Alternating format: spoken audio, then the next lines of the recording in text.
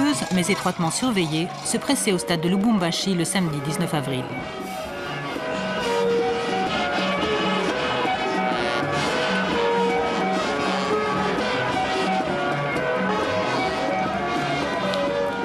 Délivré 10 jours plus tôt de la dictature du président Mobutu, toute la ville attendait avec impatience de voir enfin en chair et en os Laurent Désiré Kabila, un enfant du pays. L'alliance qu'il préside a fait de Lubumbashi son quartier général et a rendu à la province son nom d'origine, le Katanga.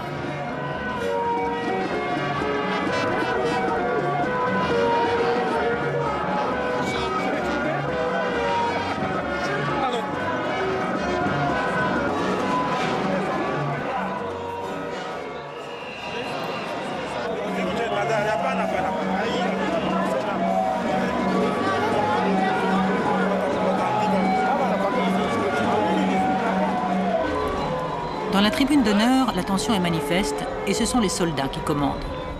Le tout nouveau gouverneur du Katanga, un cousin de Kabila, a de bonnes raisons d'être nerveux.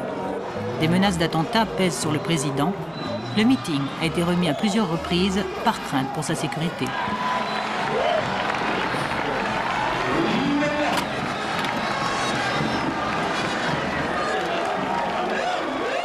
À son arrivée, 50 000 voix s'élèvent pour l'acclamer.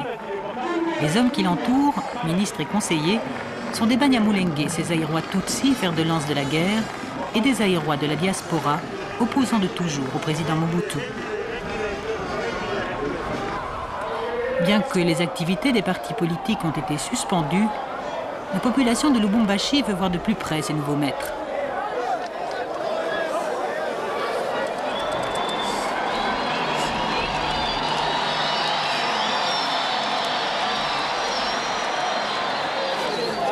La foule déborde d'enthousiasme et les militaires ont du mal à la maintenir à distance. Pendant 3 heures, elle va être tenue en haleine par un homme sûr de lui, charismatique, séducteur, un homme pourtant dont bien peu de monde connaissait le nom 6 mois plus tôt.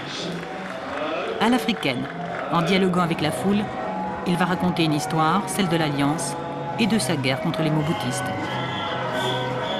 Laurent Désiré Kabila. Je demande au peuple d'applaudir son grand libérateur.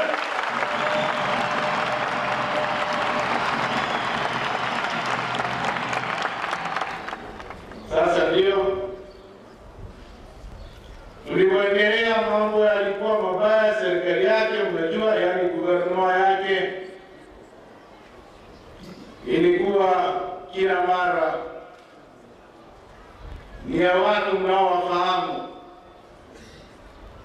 na wengine kama nyewe watu wa huku Lubumbashi huku mnawajua sana, wanaokulaka naye, maana ni wandugu zenu,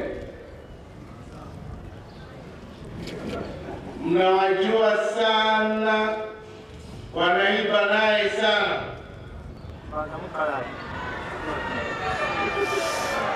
Mnawafahamu?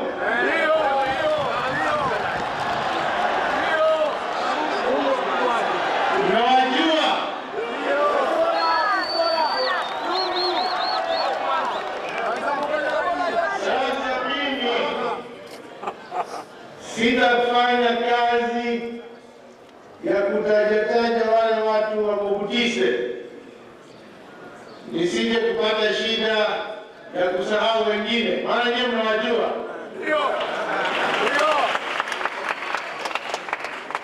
Niona kama wale watu wazairwa. Faites attention, si hatutapata wazairwa. Nous sommes des Congolais.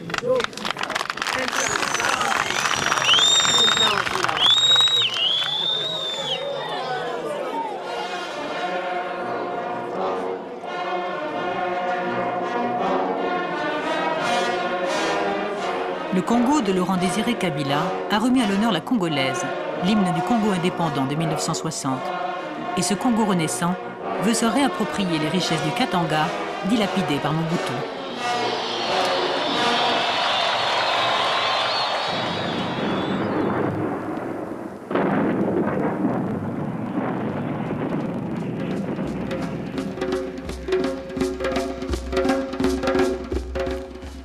Lorsque le pays accède à l'indépendance en 1960, Patrice Lumumba, le grand inspirateur de Laurent Désiré Kabila, voulait que ses compatriotes profitent rapidement des inépuisables richesses minières de Katanga. Le cuivre, le zinc, le quart des réserves mondiales de cobalt. Mais les Congolais n'en auront jamais que les miettes. En 1960, les mines installées et exploitées par les Belges étaient bien équipées et performantes.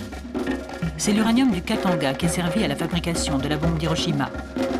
À cette époque-là, la mine de Kipushi fonctionnait à plein rendement.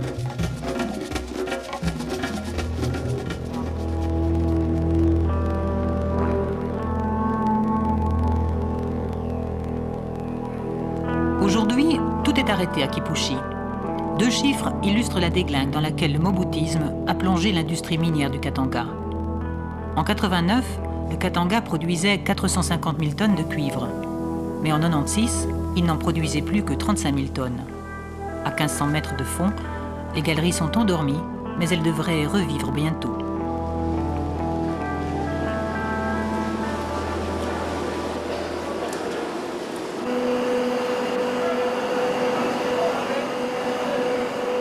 Le 17 avril, une compagnie minière canadienne basée aux États-Unis, America Mineral Field, signait avec l'Alliance un contrat mirobolant. Montrant que pour elle l'Alliance est incontournable, la compagnie a signé sans état d'âme apparent, avec un gouvernement qu'aucune instance internationale ne reconnaît. État des lieux par 2 ingénieurs belges qui travaillent pour cette compagnie.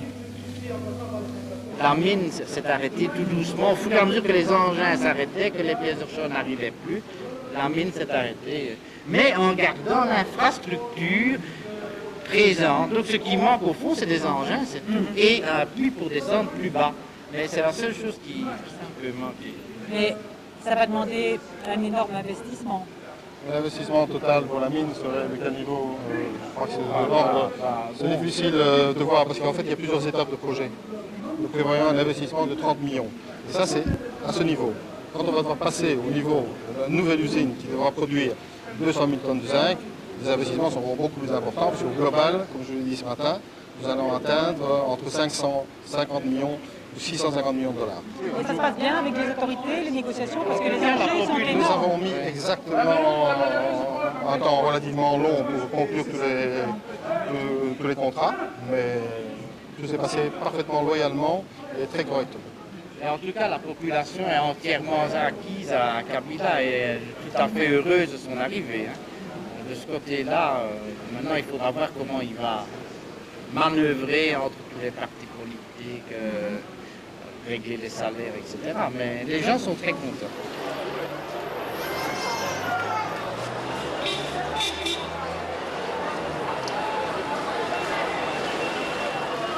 La population de Lubumbashi respire un air tout neuf de liberté. Elle accepte plutôt de bon gré que les fruits de la libération ne soient pas pour tout de suite.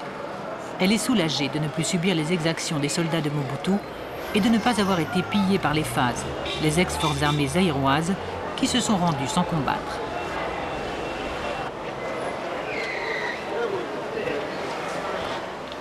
Plusieurs centaines de soldats de Mobutu ont été ramenés à Lubumbashi. Après avoir subi une brève rééducation, ils vont être incorporés dans l'armée de l'Alliance. Chaque fois qu'elle libère une ville, l'Alliance fait ainsi le plein d'uniformes, d'armes légères et d'hommes.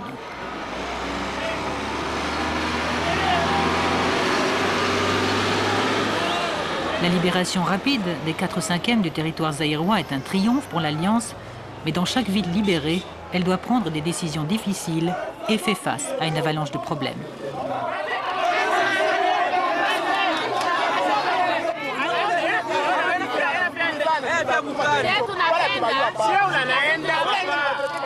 La villa du nouveau gouverneur est assaillie toute la journée par des gens qui offrent leurs services, s'informent ou demandent de l'aide.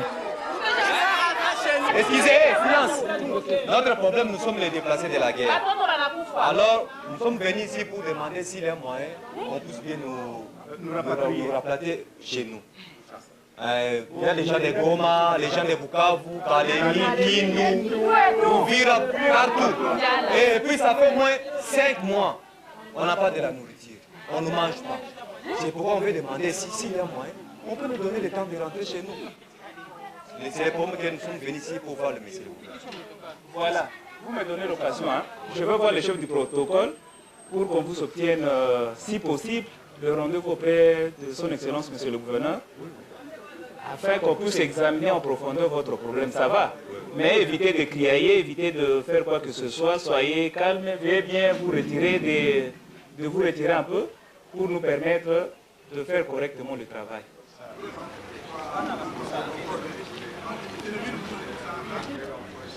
Au gouvernorat, le défilé est incessant. Les chefs coutumiers attendent depuis des jours un rendez-vous. Les chefs coutumiers ont une importance capitale en Afrique et le président Mobutu avait su s'appuyer sur eux pour tenir le pays. Ils ont été invités par le nouveau pouvoir.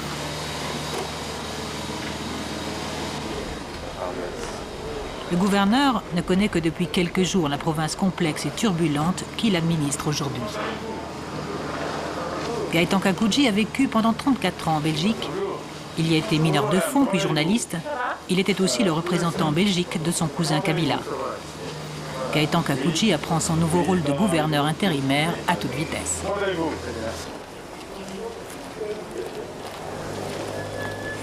Tout le monde veut le voir, mais dans l'agenda du nouveau gouverneur, la priorité est à l'économie, car l'Alliance a un besoin urgent de devises. Ces hommes d'affaires sud-africains sont venus le matin même en jet privé de Pretoria faire leur cours aux nouvelles autorités. Dans la course au fabuleux contrat, on dit que les Américains sont les mieux placés, car les États-Unis soutiennent l'Alliance. Gaëtan Kakuji, qui est aussi le numéro 3 du régime, réfute cette affirmation. Alors on voit que les investisseurs effectivement se bousculent, mais comment est-ce qu'on choisit ceux qui font remporter les offres? Est-ce qu'il y a, comme on l'a dit, des considérations politiques? Non, voilà. La seule politique est la politique, au fait, qui répond au projet des sociétés, qui est l'économie sociale du marché. L'économie du marché, on le connaît. Mais cette fois-ci, le mot social jouera jouera en faveur de notre peuple. Bon, ceux qui viendront s'enrichir chez nous, il faudra qu'ils enrichissent aussi notre peuple. Ça s'est terminé de venir tout pomper et que notre peuple reste misérable comme on l'a connu, etc. Enfin, néanmoins, cela dépend des périodes. Cette fois-ci, nous voulons être partenaires dans tout. Que les investisseurs soient les bienvenus chez nous, ils seront sécurisés. Nous voulons absolument reconstruire notre pays avec tous ceux qui voudront le faire avec nous, mais permettant à notre peuple de recouvrer la dignité. C'est terminer l'esclavagisme que nous avons vécu pendant des années et même pendant la période où nous avons eu l'indépendance économique, malheureusement dominée par le moboutisme, la culture des ramasseurs-cueilleurs. C'est terminé ça. Le Katanga a été quasi une poubelle où on allait déverser des billets qu'on refusait ailleurs. Et ici, nous avons frôlé un drame, une catastrophe, quand on a,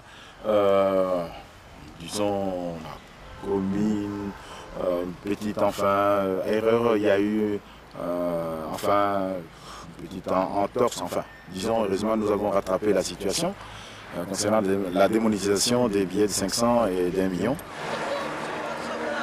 Le gouverneur a du mal à cacher un embarras lié au désordre monétaire laissé par Mobutu.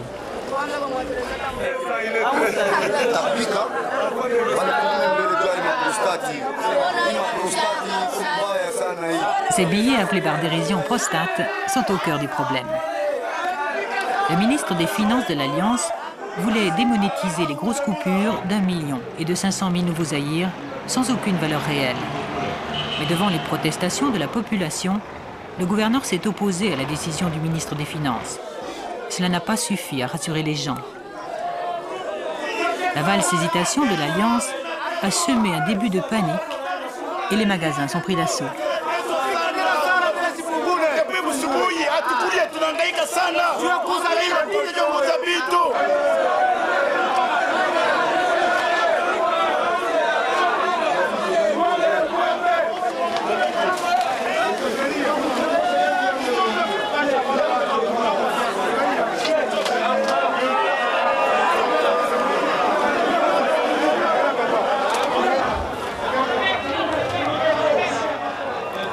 L'Alliance, qui veut assainir la situation monétaire, a déjà fixé à la baisse le cours du dollar et compte supprimer le Zaïre pour créer une nouvelle monnaie. Mais en attendant, c'est la méfiance qui domine. Et pourquoi est-ce que vous voulez absolument acheter aujourd'hui? Bon, on veut acheter parce que les gens refusent les grosses copies. Pour cela, on voulait acheter pour évacuer les grosses copies. Mais le gouverneur a dit qu'il faut ouvrir les magasins pour les gens qui puissent acheter. Mais les propriétaires des magasins, les gérants des magasins ne veulent pas que les gens achètent. Ils chassent les gens en les fouettant. En cela, ils organisent un désordre. Pourquoi est-ce qu'ils ne veulent pas que les gens achètent? Bon, ils n'ont pas de stock. Ils n'ont pas de stock. Ils veulent qu'ils restent avec ces objets qu'ils ont dans leur magasin pour que prochainement, ils vendent ça. En conclusion, Parce qu'ils n'ont pas confiance dans les grosses coupures. Ils pensent que peut-être oui, elles auront peut-être on va les refuser d'ici là. C'est là qu'ils n'ont pas confiance des grosses coupures. Est-ce que l'Alliance a eu raison de changer d'avis ou est-ce qu'elle aurait dû s'en tenir à sa décision? Donc il y a des phases. Donc premièrement, il a eu raison. Mais de notre côté, moi, de ma part, j'ai vu que c'était bon de démonétiser, de débarrasser ces grosses coupures. Après un certain temps, on va souffrir 2, 3 jours ou bien une semaine. Par après, on va s'en sortir, il n'y aura pas de problème. Donc vous trouvez que l'Alliance a manqué de courage alors? Si, ils vont manquer de courage parce qu'ils ne sont pas habitués d'humilier. Il fallait d'abord s'habituer d'humilier. Il fallait d'abord s'habituer. C'est ce qui... Vous ne connaissez pas Lubumbashi?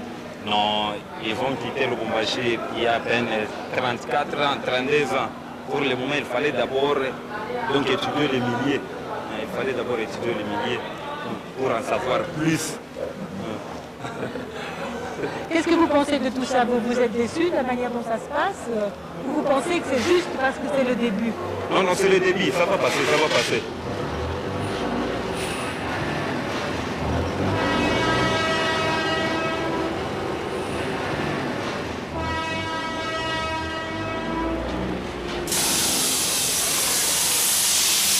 Une autre décision de l'Alliance suscite elle aussi bien des remous.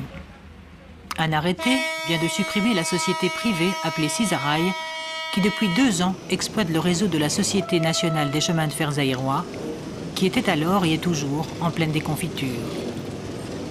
Cisaraï est dirigé par un Belge, Patrick Claes, qui est aujourd'hui dans le collimateur des autorités de l'Alliance. Une toute nouvelle Société nationale des chemins de fer congolais va regrouper la SNCZ et la Cisaraï. Cette décision inquiète beaucoup ce contremaître de la Cisaraï, Médard Ilunga.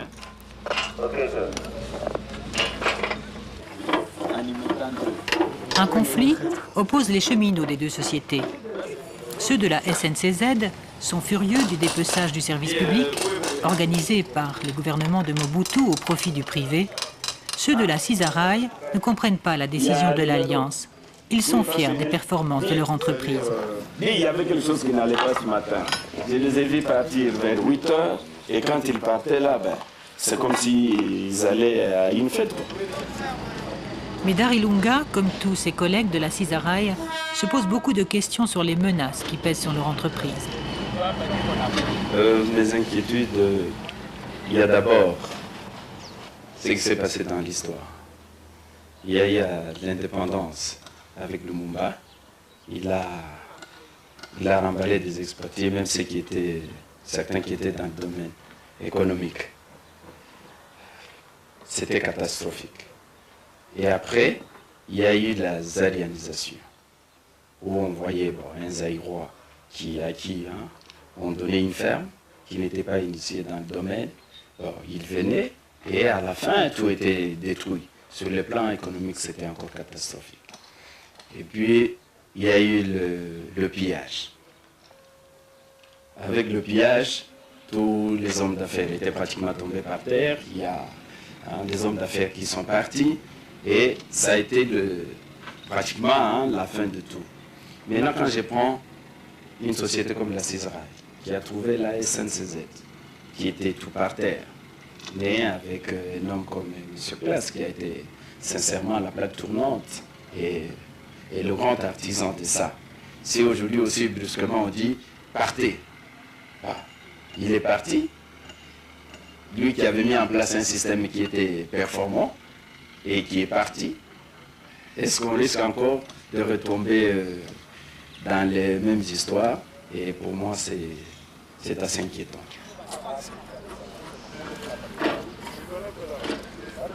Sisaraï a été créé dans le but de faire rouler les trains qui étaient à l'arrêt. Selon le tout nouveau ministre des Transports de l'Alliance, Sisaraï a été créé pour des motifs moins louables. Et le temps d'installer un nouvel ordre est venu. Nous sommes en train d'hériter de la situation que nous a légué Mobutu. Et quand on dépaquette les colis Mobutu, on est très très surpris de tout ce qu'on trouve. Mais c'est inimaginable. La loi qui était, soi-disant, qui existait, était violée complètement. Tant et si bien que nous sommes obligés de regarder tout de très près. Et dès qu'il y a quelque chose qui ne va pas, d'essayer de renégocier, de remettre des choses en place. Parce que notre objectif, et nous le croyons, je ne sais pas si quelqu'un me pourra me démontrer le contraire, l'objectif c'est arriver à faire en sorte que la vie économique s'assainisse. Sous le régime de Mobutu, la privatisation c'est quoi? C'est un truc pour blanchir de l'argent puisé dans la caisse de l'État. Et cela, non, on ne peut pas l'accepter. Ça, on ne peut pas l'accepter. Le ministre des Transports de l'Alliance travaille et reçoit ses visiteurs dans une chambre d'hôtel. Aubert Mukendi, un astrophysicien formé à l'Université de Liège, a un long passé politique. Il était déjà le ministre des Transports de Patrice Lumumba dans le premier gouvernement du Congo indépendant. Aubert Mukendi n'a encore ni bureau ni téléphone. L'Alliance est lancée dans une course de vitesse et dans ce contexte, il peut arriver que des décisions soient prises trop vite. Vous savez, dans un système comme le nôtre, où la guerre, les militaires vont trop vite, eh bien nous, les pauvres civils, les pauvres économistes, très vite on s'essouffle derrière. On aura à peine fini d'intégrer Mbujimaï et les Katanga, les Chaba si vous voulez, qu'on sera déjà avec les gros morceaux de Kinshasa et sa mentalité mobutiste, ses magouilles, etc. Oh, je crains d'avoir un peu plus de cheveux blancs quand je serai là-bas.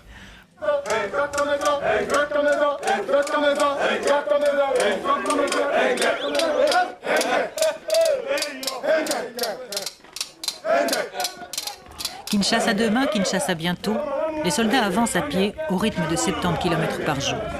Dans le stade de Lubumbashi, Laurent Désiré Kabila avait crié à la foule « Il me faut 100 000 hommes ». Des milliers d'étudiants ont alors abandonné l'université pour rejoindre l'Alliance.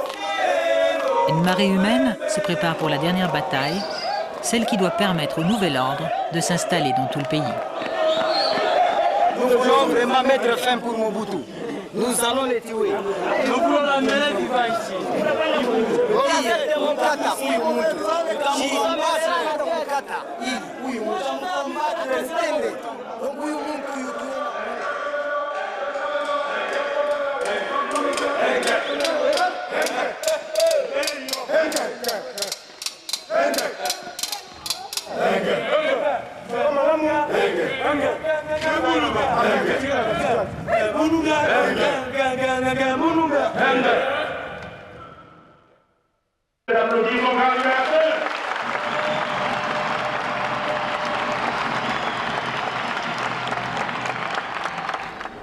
Sasa ndio tulipoendelea, mambo yalikuwa mabaya, serikali yake mnajua, yani guvernema yake ilikuwa kila mara ni ya watu mnaowafahamu, na wengine kama nyewe watu wa huku Lubumbashi huku mnawajua sana, wanaokulaka naye, maana ni wandugu zenu.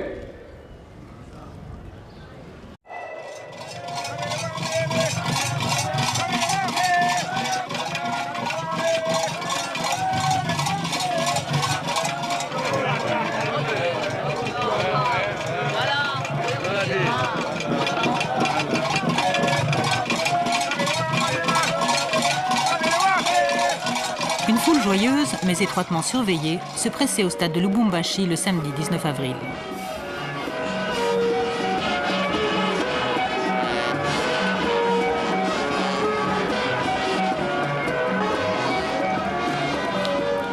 Délivré 10 jours plus tôt de la dictature du président Mobutu, toute la ville attendait avec impatience de voir enfin en chair et en os Laurent-Désiré Kabila, un enfant du pays.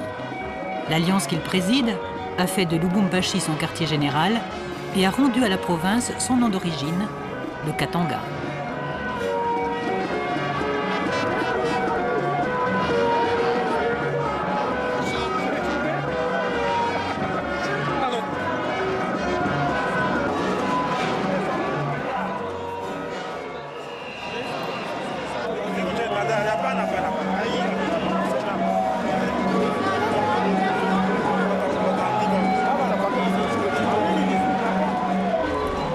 Dans la tribune d'honneur, la tension est manifeste et ce sont les soldats qui commandent.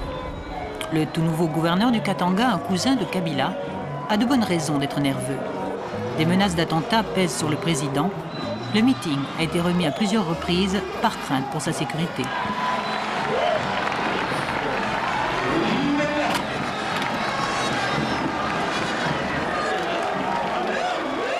À son arrivée, 50 000 voix s'élèvent pour l'acclamer. Les hommes qui l'entourent, ministres et conseillers, sont des Banyamulenge, ces Aïrois Tutsis, fers de lance de la guerre, et des Aïrois de la diaspora, opposants de toujours au président Mobutu. Bien que les activités des partis politiques ont été suspendues, la population de Lubumbashi veut voir de plus près ses nouveaux maîtres.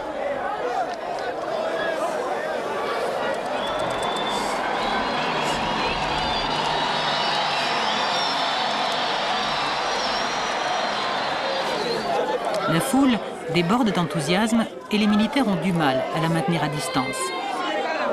Pendant 3 heures, elle va être tenue en haleine par un homme sûr de lui, charismatique, séducteur, un homme pourtant dont bien peu de monde connaissait le nom 6 mois plus tôt. À l'africaine, en dialoguant avec la foule, il va raconter une histoire, celle de l'Alliance et de sa guerre contre les Mobutistes. Laurent-Désiré Kabila. Je demande au peuple